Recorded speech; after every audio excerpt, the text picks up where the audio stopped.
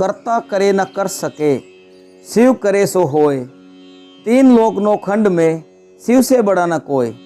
प्रिय भक्तों, आप सभी को आदर सहित नमस्कार। स्वागत है आपका हमारे भक्ति ज्ञान से भरपूर भक्ति चैनल श्याम कृपा में। आज की इस वीडियो में हम बात करेंगे सावन में हमारे भोलेनाथ एक बेलपत्र से कैसे प्रसन्न होते हैं और अपने भक्तों पर असीम कृपा बरसाते हैं। सावन का महीना था। हिमाचल प्रदेश के कसौली गांव में बारिश की बूंदें पर्वतों को भिगो रही थी। पाइन और देवदार के पेड़ों के बीच हवा की सनसनाहट और बारिश रिमझिम एक संगीत में माहौल बना रही थी। गांव के बीच में एक छोटा सा मिट्टी का घर था, जिसकी छत पर टीन की चादरें बारिश की थाप से गूंज रही थी। इसी घर में रहती थी अनन्या, एक 25 वर्षीय लड़की जिसका जीवन कठिनाइयों के साए में था। अनन्या का बचपन इस गांव में बीता था। वह अपने पिता रमेश की एक लौटी बेटी थी। रमेश गांव में एक छोटी सी किराने की दुकान चलाते थे। वह गांव के सबसे भले इंसान माने जाते थे। जब अनन्या छोटी थी, वह अपने पिता के साथ दुकान पर बैठती और ग्राहकों को सामान तोल कर देती। वह हंसते खेलते दिन बिताती और गांव के बच्चे उसे अपनी बड़ी बहन मानते थे। लेकिन जब वह 15 साल की थी, रमेश को दिल की बीमारी ने जकड़ लिया। डॉक्टरों ने कहा कि उन्हें आराम करना होगा और महंगी दवाइयों की ज़रूरत है। दुकान का काम ठप हो गया और परिवार की आर्थिक स्थिति बिगड़ गई। अनन्या की माँ शांति एक साधारण गृहिणी थी। वह गांव की महिलाओं के लिए सिलाई का काम करती थी, लेकिन उनकी कमाई से घर का खर्च चलाना मुश्किल था। अनन्या का छोटा भाई अजय 12 साल का था और गांव के ही स्कूल में पढ़ता था। वह एक होशियार बच्चा था, लेकिन स्कूल की फीस न चुका पाने के कारण उसकी पढ़ाई रुकने के कगार पर थी। अनन्या ने बीए की डिग्री हासिल की थी। वह शहर में नौकरी की तलाश में कई बार गई, लेकिन हर बार असफल रही। गांव में नौकरी के अवसर न के बराबर थे। वह अक्सर रात को छत पर बैठकर तारों को देखती और सोचती, क्या मेरा जीवन हमेशा ऐसा ही रहेगा। उसकी आंखों में आंसू होते, लेकिन वह अपने परिवार के सामने हिम्मत दिखाती। कसौली गांव प्रकृति की गोद में बसा था। पहाड़ों के बीच बने छोटे छोटे घर और पास की नदी का साफ पानी गांव को एक सुंदर दृश्य देता था। लेकिन गांव की आर्थिक स्थिति अच्छी नहीं थी। अधिकांश लोग खेती या छोटे मोटे कामों पर निर्भर थे। गांव में एक पुराना शिव मंदिर था, जो पहाड़ी की चोटी पर बना था। मंदिर के पास एक बेल का पेड़ था, जिसके पत्ते सावन में और भी हरे और चमकदार हो जाते थे। गांव के लोग इस मंदिर को बहुत पवित्र मानते थे और सावन में यहाँ काफ़ी भीड़ जुटती थी। अनन्या को मंदिर जाना बहुत पसंद था। वह बचपन में अपनी दादी के साथ मंदिर जाती थी। दादी उसे शिव जी की कहानियाँ सुनाती, कैसे भोलेनाथ अपने भक्तों की पुकार सुनते हैं। लेकिन जैसे जैसे अनन्या बड़ी हुई, जीवन की जिम्मेदारियों ने उसे मंदिर से दूर कर दिया। अब वह सिर्फ खास मौक़ों पर ही मंदिर जाती। एक शाम बारिश की झमाझम के बीच अनन्या घर के छोटे से कमरे में बैठी थी। अनन्या ने टीवी ऑन किया और चैनल बदलते हुए एक धार्मिक चैनल पर आ रुकी। वहाँ एक कार्यक्रम चल रहा था, जिसमें लोग अपनी कहानियाँ सुना रहे थे कि कैसे सावन में शिव जी को एक बेलपत्र चढ़ाने से उनकी जीवन बदल गई। पहले व्यक्ति एक बुजुर्ग ने बताया कि उनकी बेटी की शादी की समस्या हल हो गई। मैंने सावन में हर सोमवार को शिवलिंग पर बेलपत्र चढ़ाए और प्रार्थना की। कुछ ही महीनों में मेरी बेटी का रिश्ता एक अच्छे परिवार में तय हो गया। दूसरी महिला ने कहा, मेरे पति को कैंसर था। डॉक्टरों ने जवाब दे दिया था, लेकिन सावन में मैंने रोज बेलपत्र शिव पर चढ़ाए और चमत्कार हुआ। उनकी तबीयत में सुधार होने लगा। एक व्यक्ति ने कहा, मैं 2 साल से बेरोजगार था। मैंने सावन में शिव प्रभु की भक्ति शुरू की और मुझे विदेश में एक अच्छी नौकरी मिली। अनन्या ने बहुत ध्यान से सुना। उसका मन सोच में डूब गया। जब इतने लोगों की परेशानियां भोलेनाथ ने दूर कर दी तो मेरी क्यों नहीं करेंगे। उस रात वह बहुत देर तक सोचती रही। उसने मन ही मन फैसला किया कि वह सावन में शिव जी को बेलपत्र चढ़ाएगी। उसे नहीं पता था कि यह छोटा सा विश्वास उसके जीवन को पूरी तरह बदल देगा। सावन का पहला सोमवार था। अनन्या सुबह 5 बजे उठी। उसने स्नान किया, एक सादी नीली साड़ी पहनी और गांव के पुराने शिव मंदिर की ओर चल पड़ी।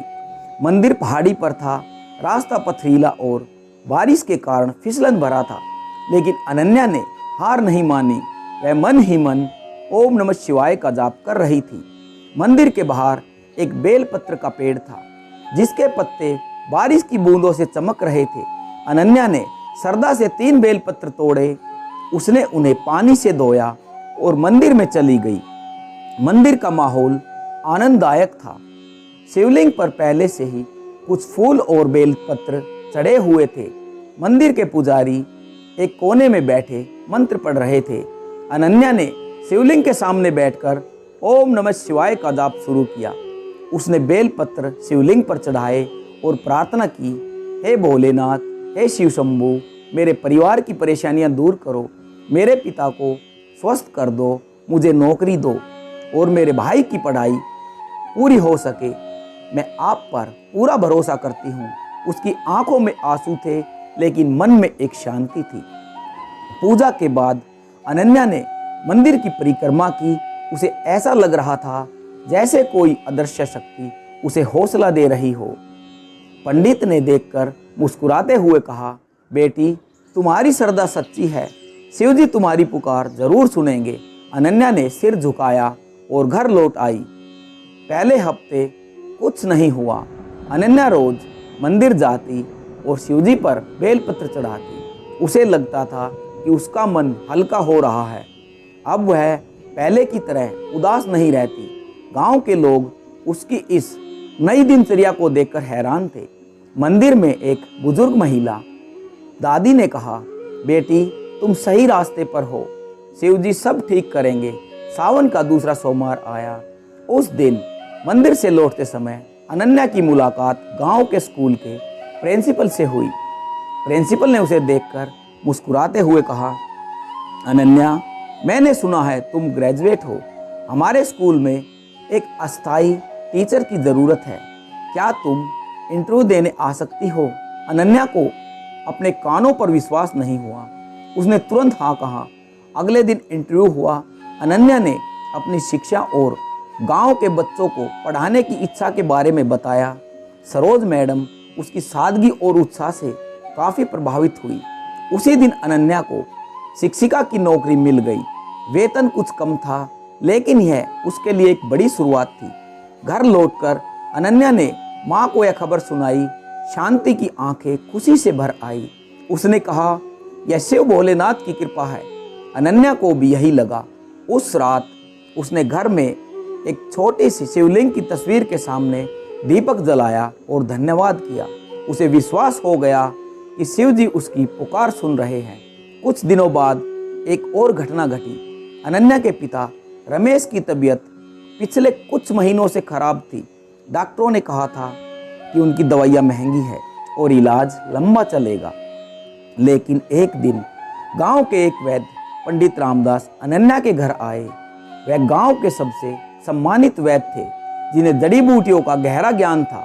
पंडित रामदास ने कहा, अनन्या, मुझे सपने में शिव ने दर्शन दिए। उन्होंने कहा कि रमेश को ठीक करना मेरा कर्तव्य है। मैं उनकी जड़ी बूटियाँ तैयार करूँगा और इसका कोई खर्चा नहीं होगा। अनन्या की माँ उसकी आवाज़ सुनकर अवाक रह गई।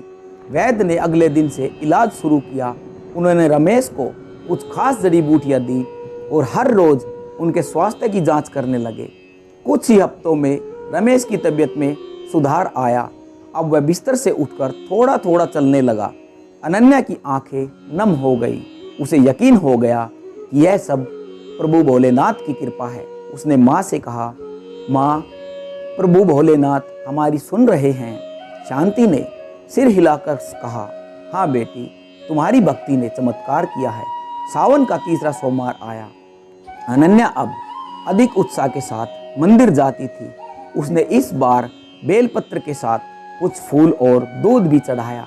पूजा के दौरान उसे ऐसा लगा जैसे शिवलिंग पर एक विशेष चमक है। वह घंटों बैठी रही और ओम नमः शिवाय का जाप करती रही। उसी दिन स्कूल से लौटते समय अजय ने अनन्या को एक खुशखबरी सुनाई। स्कूल में एक ट्रस्ट ने मेधावी लेकिन गरीब बच्चों के लिए स्कॉलरशिप शुरू की थी और अजय नाम उसमें चुन लिया गया। उसकी स्कूल फीस माफ़ हो गई और उसे किताबें और यूनिफॉर्म के लिए मदद भी मिली। अनन्या ने अपने भाई को गले लगाया और कहा, यह सब भोलेनाथ की कृपा है। घर पहुंचकर अनन्या ने यह खबर माँ और पिता को सुनाई। रमेश जो अब थोड़ा अच्छा महसूस कर रहे थे, उन्होंने कहा, अनन्या, तुमने शिव जी की भक्ति से हमारे घर में रोशनी ला दी। उस रात पूरे परिवार ने मिलकर एक छोटी पूजा की और शिव जी को धन्यवाद दिया। अनन्या की भक्ति की कहानी अब गांव में फैलने लगी थी। गांव के लोग उसके घर आते और उससे पूछते कि उसने यह सब कैसे किया। अनन्या कहती, यह सब शिव जी की कृपा है। मैंने सिर्फ बेलपत्र चढ़ाए और उन पर विश्वास किया। गांव के पंडित श्यामलाल मंदिर के पुराने पुजारी थे। वह 70 साल के थे और पिछले 40 साल से मंदिर की देखभाल कर रहे थे। उन्होंने अनन्या की भक्ति को देखकर कहा, बेटी, तुमने शिव जी का आशीर्वाद पा लिया है। तुम्हारी कहानी अब गांव के लिए मिसाल बनेगी। पंडित जी ने अनन्या को एक छोटा सा शिवलिंग भेंट किया और कहा, इसे अपने घर में स्थापित करो। शिव जी सदा तुम्हारे साथ रहेंगे। वैद्य रामदास ने भी गांव में अपनी कहानी साझा की। उन्होंने बताया कि वे कई सालों से बीमार लोगों का इलाज करते आ रहे हैं, लेकिन रमेश का इलाज उनके लिए एक विशेष अनुभव था। मुझे सपने में शिवजी ने दर्शन दिए। मैंने कभी इतना सुकून महसूस नहीं किया। गांव की स्कूल की प्रिंसिपल भी अनन्या की भक्ति से प्रभावित थी। उन्होंने स्कूल में बच्चों को अनन्या की कहानी सुनाई और कहा, सच्ची श्रद्धा और मेहनत से कुछ भी असंभव नहीं है। सावन का आखिरी सोमवार आया। अनन्या इस बार पूरे उत्साह के साथ मंदिर आई। उसने बेलपत्र, दूध और फूल चढ़ाए। मंदिर में उस दिन भीड़ थी, लेकिन अनन्या को एक अजीब सी शांति महसूस हुई। पूजा के बाद वह मंदिर के बाहर बेल के पेड़ के नीचे बैठ गई। बारिश की हल्की बूंदें उसकी साड़ी को भिगो रही थी, लेकिन उसे यह सब बहुत सुकून दे रहा था। पंडित श्यामलाल ने उसे बुलाया और कहा, बेटी, तुमने इस सावन में सच्ची भक्ति की है। भोलेनाथ तुमसे प्रसन्न है। उन्होंने उसे एक छोटी सी माला दी और कहा, इसे हमेशा अपने पास रखना, यह तुम्हें शिवजी की याद दिलाएगी। अनन्या ने माला ली और घर लौट आई। उसने घर के एक कोने में छोटा सा पूजा का स्थान बनाया और वहाँ शिवलिंग स्थापित किया। उस दिन से वह हर रोज सुबह शाम पूजा करने लगी और सावन खत्म होते होते अनन्या का जीवन बदल गया। उसकी नौकरी पक्की हो गई और वेतन भी बढ़ गया। उसके पिता की तबीयत पूरी तरह ठीक हो गई और फिर से वह अपनी दुकान पर जाने लगे। अजय की स्कूल की फीस का मसला भी हल हो गया और वह अपनी पढ़ाई में अच्छा प्रदर्शन करने लगा। अनन्या का मन अब बहुत शांत था। वह हर रोज मंदिर जाती और बेलपत्र चढ़ाती। उसे लगता था कि शिवजी हर पल उसके साथ है। अब वह गांव में एक प्रेरणा बन गई थी। लोग उससे पूछते कि उसने ये सब कैसे किया। अनन्या हमेशा कहती कि यह सब शिवजी की कृपा है, मैंने सिर्फ उन पर विश्वास किया। समय बीतने के साथ अनन्या ने फैसला किया कि वह अपनी कहानी को और लोगों तक पहुंचाएगी। उसने एक छोटा सा ब्लॉग शुरू किया जिसमें अपनी कहानी और शिव भक्ति के महत्व को लिखा। वह धीरे धीरे लोकप्रिय होने लगा। लोग उसे दूर दूर से पत्र लिखते और अपनी समस्याएं साझा करते। अनन्या सबको यही सलाह देती कि सच्चे मन से शिव जी की भक्ति करो और धैर्य रखो तो आपका जीवन बदल जाएगा। भोलेनाथ अपने भक्तों पर कृपा बरसाते हैं और सदा उनका ख्याल रखते हैं। हर हर महादेव।